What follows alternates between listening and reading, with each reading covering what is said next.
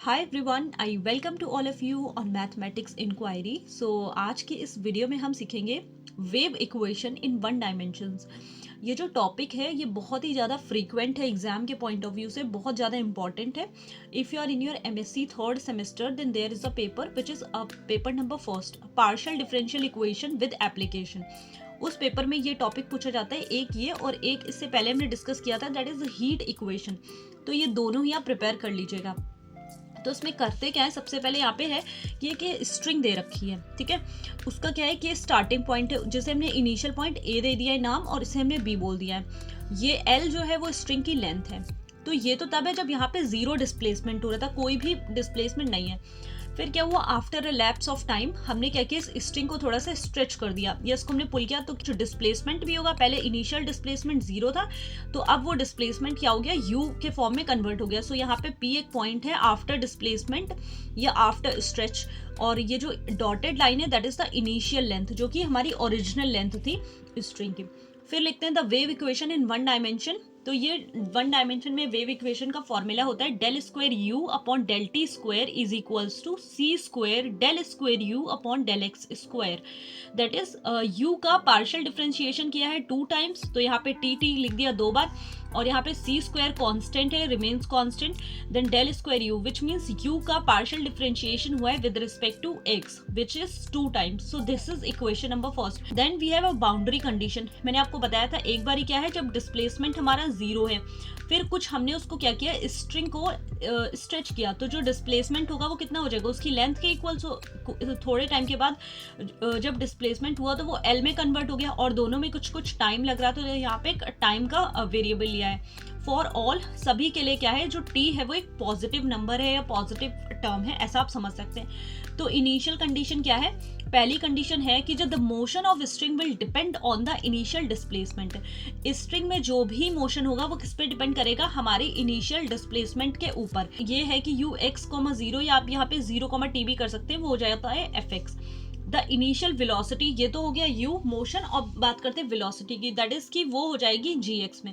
मतलब पहले जो मोशन होगा वो एफ एक्स होगा, वेलोसिटी फंक्शन जी एक्स हो जाएगा। That is equation number second and equation number third. Now bye separation of variables, इस वेव इक्वेशन को वन डायमेंशन में हम सेपरेशन ऑफ वेरिएबल की हेल्प से सॉल्व करेंगे, because this is the easiest method. Separation of variable का नाम ही है, वेरिएबल को सेपरेट करना है। पहले हम एक्स एक्स के वेरिएबल सेपरेट करेंगे, टी के वेरिएबल सेपरेट करते हैं जनरली जब हम क्वेश्चंस को सॉल्व करते हैं। अभी हम यहाँ पे डेरिवेशन कर रहे हैं, तो यहाँ पे यू है वो फंक्शन किसका है, एक्स और टी का।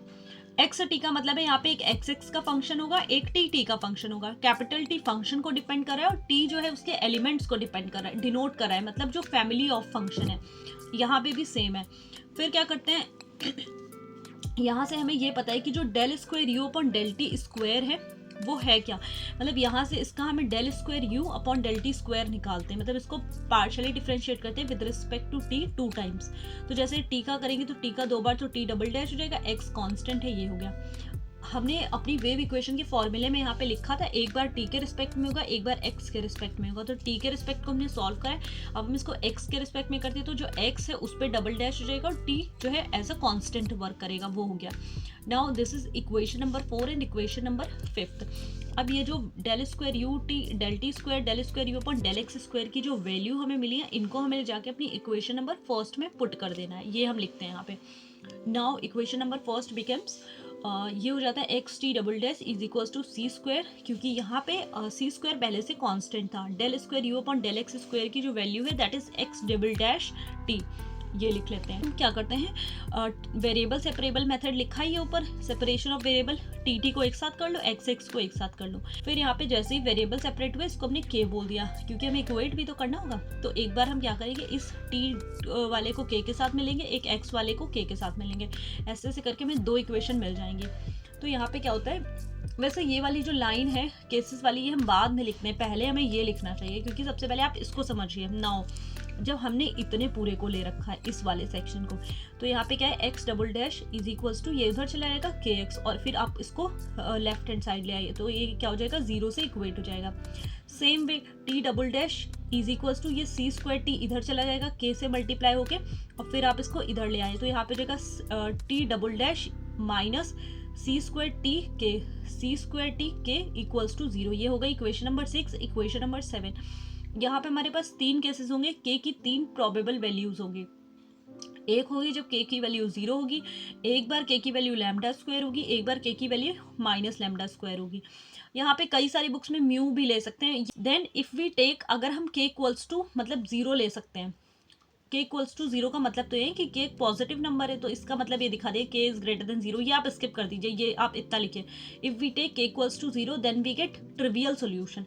जैसे अगर आप के की वैल्यू यहाँ पे 0 रखेंगे तो आपको अल्टीमेटली 0 ही मिलने वाला है, so which means we are getting trivial solution. तो इसको रखने का कोई पॉइंट नहीं है, हम इसको सॉल्व ही नहीं करने वाले हैं। तो यहाँ से पता चलिए के इक्वल्स टू 0 वाली कंडीशन एलिमिनेट हो गई। अब हमें लैम्डा स्क्वायर और माइनस लैम्डा स्क्वायर के लिए ही सॉल्व करना है। So now take k is equals to minus lambda square, तो हम माइनस लैम्डा स्क्वायर लेकर के सॉल्व करते हैं। Put in equation number 6 and 7, जो अभी हमने बनाई थी इक्वेशन नंबर 6 एंड 7। जैसे उसमें रखते हैं के की वैल्यू, पहले एक्स वाले कांस्टेंट एक्स के रेफरेंस में चलते हैं, एक्स डबल डैश माइनस के एक्स था इक्वेशन में, तो वहीं पे के तो ऑलरेडी नेगेटिव है, तो नेगेटिव नेगेटिव पॉजिटिव बन जाएंगे। ये हो गया। इसकी जरा डिफरेंशिएशन फॉर्म लिखते हैं, d square plus lambda square is equals to 0। यहाँ पे एक्स के टर्मिनोलॉजी को कांस्टेंट ले लेते हैं। इसकी ऑक्सिलियरली बनाएंगे तो आप हो जाएगा m square plus lambda square. जब उसको सेपरेट करेंगे तो एम की जो वैल्यू मिलेगी that will be plus minus lambda i. तो इसका हम क्या लिखेंगे, जनरल सॉल्यूशन लिखते हैं। जनरल सॉल्यूशन लिखने के लिए आपको चाहिए क्या, सीएफ और पीआई। सीएफ तो आप इस पार्ट से निकालते हैं, पीआई के लिए आपको आरएचएस में कोई वैल्यू मिलनी चाहिए। आरएचएस है ही नहीं, तो यहाँ सीएफ ही इसका सॉल्यूशन। तो a cos lambda x plus b sine lambda x, ये हो गया फ्रॉम इनिशियल कंडीशन। अब इसमें मैं आपको बताती हूँ, ये जो लिखा हुआ है इतना डरावना कुछ लग रहा है, बट इसको सिंपल वे में समझिए। जब हमने स्ट्रिंग सॉल्व की थी तो पहले 0 डिस्प्लेसमेंट था, तो एक बार जहाँ जहाँ एक्स है वहाँ वहाँ 0 रख देते हैं। और उन्होंने बताया था जब x इक्वल्स टू 0 का तो फंक्शन भी 0 वैल्यू देगा, तो जैसे ही जहाँ जहाँ x है वहाँ 0 रख देते हैं। 0 a इंटू, क्योंकि cos 0 में जब वैल्यू रखें cos 0 1 दे देता है तो 1 हो जाएगा, प्लस b sin 0 की वैल्यू 0 होती है, तो यहाँ से a की वैल्यू 0 निकल के आती है। दूसरी बार क्या करते हैं, जहाँ जहाँ x है वहाँ l रख देते हैं, तो जैसे ही l रखेंगे तो वहाँ पे क्या होगा, उसमें भी बोल रहे थे कि फंक्शन की वैल्यू 0 होगी, तो यहाँ फंक्शन 0 हो जाएगा। और a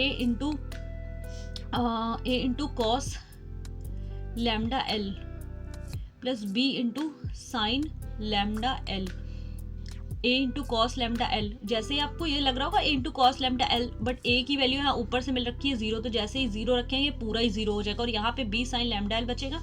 और ये 0 की वैल्यू साइन में किसके इक्वल होती है, एन पाई। जब साइन एन पाई होता है, यहाँ से साइन एन पाई और साइन कैंसिल होके एल, ये जो एल लैम्डा है इक्वल हो जाएगा एन पाई के। यहाँ से लैम्डा की वैल्यू निकाल लेते हैं, अभी इसको रख लेते हैं अलग। From equation number 8 putting all values of a and lambda. A तो 0 मिला था, lambda n pi upon l मिला है, रख देते हैं। तो ये इक्वेशन नंबर बन जाती है 8xx is equals to be, क्योंकि ए तो 0 हो गया तो ये टर्म ही चला गया, और साइन जो लैम्डा की value n pi upon l और एक्स हो गया। ये हो गई इक्वेशन। फर्दर अब इक्वेशन नंबर 6 तो हमने सॉल्व कर ली थी, मतलब जो एक्स एक्स के टर्म वाली थी, अब टी टी के टर्म को सॉल्व करते हैं। इक्वेशन नंबर 7 ये थी, T double dash minus k c square t equals to 0। यहाँ पे k is equals to minus lambda square हम लेके सॉल्व कर रहे हैं, रख देते हैं, माइनस माइनस प्लस हो जाता है। इसकी फिर से वहीं m square plus lambda square c square auxiliarily बनाते हैं, तो एम की value plus minus i lambda c मिलती है। इसका हम क्या लिखते हैं, जनरल सोल्यूशन। पहले हमने ए बी ले रखा था, इस बार हम क्या करते हैं, पी क्यू ले लेते हैं। तो t t p cos lambda c t plus q sine lambda c t, ये हो गया। फिर से क्या करना है, लैम्डा की वैल्यू जो हमने अभी ऊपर निकाली थी वो रख देते हैं, यहाँ पे रख दी लैम्डा की वैल्यू। ए और पी क्यू हमें इसको सॉल्व नहीं करना है। From equation number 10 and 11, equation number 10 और 11 से क्या मिलता है कि जो यू यहाँ पे मैंने वो लिखा नहीं है, यहाँ पे आप लिख सकते हैं। इक्वेशन नंबर 10 और 11 से क्या है, जो u था वो हमारा x और t का फंक्शन था, और ये था क्या, यहाँ पे x की वैल्यू थी और t की वैल्यू थी। यही तो वेरिएबल सेपरेबल था। x की वैल्यू यहाँ से देखिए, ये है b साइन एन पाई एक्स अपॉन लैम्डा, तो ये वाली वैल्यू हमने यहाँ पे रख दी है। और फिर रखनी है टी की वैल्यू, टी की वैल्यू ये वाली है पूरी, टी की वैल्यू ये रख देते हैं, हो गया।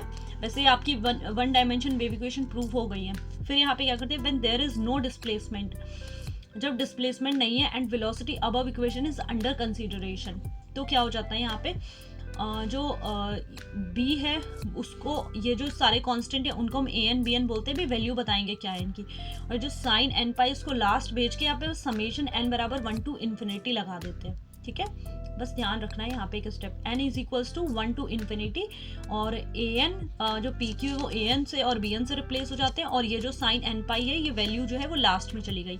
यहाँ पे an की वैल्यू है 2/l 0 to 1 fx sine n pi x upon l dx, और bn की वैल्यू भी सेम टू सेम यही है, बस fx की जगह gx है।